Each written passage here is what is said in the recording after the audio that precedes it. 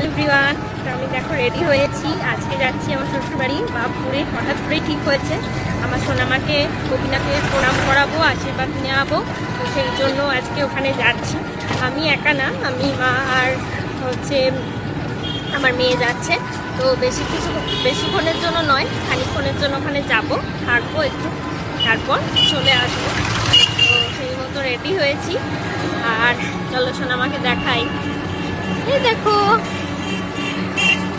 মা নতুন জামা পরে বেলাতে যাচ্ছে, তাই না? এই দেখো এটা একদম নতুন জামাটা আজকে পরানো হলো।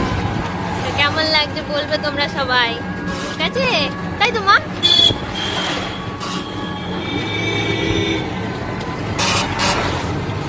হ্যাঁ যাচ্ছি, চলো ওখানে গিয়ে অবশ্যই তোমাদের সঙ্গে যতটুকু পারবো শেয়ার করবো, টুকটাক ভিডিও করবো।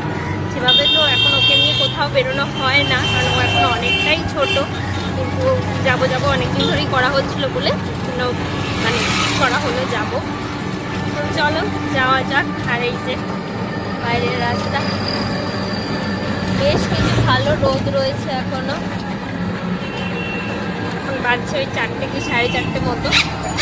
চলো ওখানে যাওয়া যাক।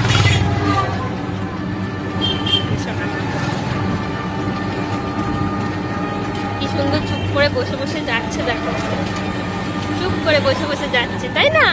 চুপ করে। চলো টাটা।